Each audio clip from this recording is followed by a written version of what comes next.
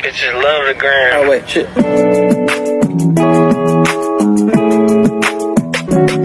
Assalamualaikum warahmatullahi wabarakatuh. Hai, saya Suci Nadila dari jurusan Perbankan Syariah Fakultas Ekonomi Bisnis Islam akan menjelaskan sedikit tentang manajemen risiko. Apa sih manajemen risiko itu? Jadi, manajemen risiko itu dapat diartikan secara umum bahwa suatu proses untuk mengidentifikasi atau mengukur risiko serta membantu strategi untuk mengelola sumber daya yang telah tersedia. Pengertian lain dari manajemen risiko adalah suatu pendekatan yang terstruktur dalam mengelola ketidakpastian yang berkaitan dengan ancaman dengan pemberdayaan sumber daya. Kalau ditanya manajemen risiko itu mencakup kegiatan seperti apa aja sih? Jadi di dalam manajemen risiko itu dia itu mencakup kegiatan seperti merencanakan, mengorganisir, menyusun, memimpin, dan mengevaluasi dalam program penanggulangan risiko loh. Di dalam manajemen risiko ini dia itu memiliki beberapa tahap. Tahap yang pertama itu ada yang namanya identifikasi risiko.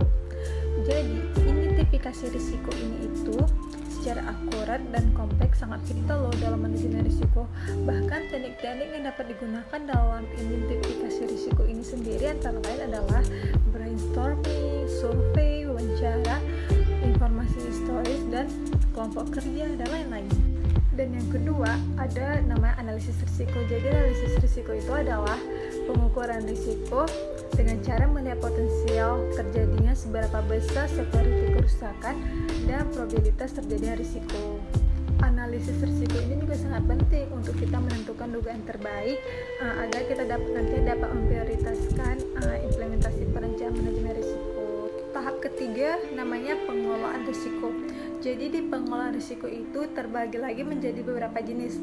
Jenis pertama itu ada yang namanya risk avoidance. Jadi dia itu kayak memutuskan bahwa tidak melakukan aktivitas sama sekali yang mengandung risiko.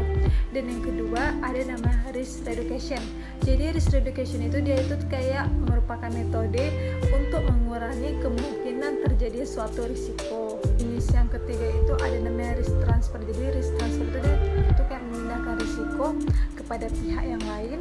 Dan yang jenis keempat namanya risk federal. Jadi dia itu risiko yang tidak selalu konstan.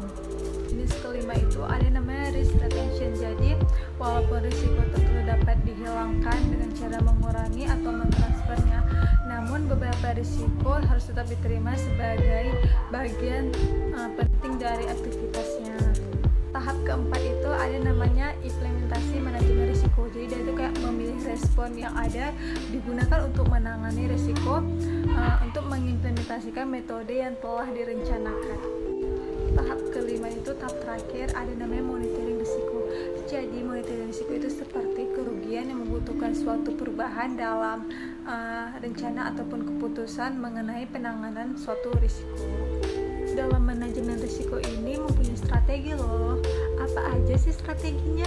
Jadi strateginya itu bisa berupa memindahkan risiko, menghindari risiko, dan juga mengurangi risiko. Apa sih tujuan dari manajemen risiko ini?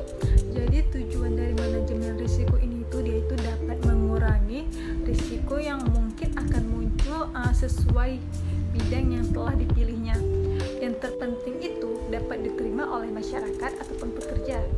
Di sisi lain juga pelaksanaan manajemen risiko ini melibatkan segala cara yang tersedia bagi manusia maupun organisasi. Terima kasih semuanya yang udah nonton podcast singkat dari saya. Mohon maaf jika dalam ucapan ataupun tutur kata yang masih banyak salahnya dan kurangnya, saya mohon maaf.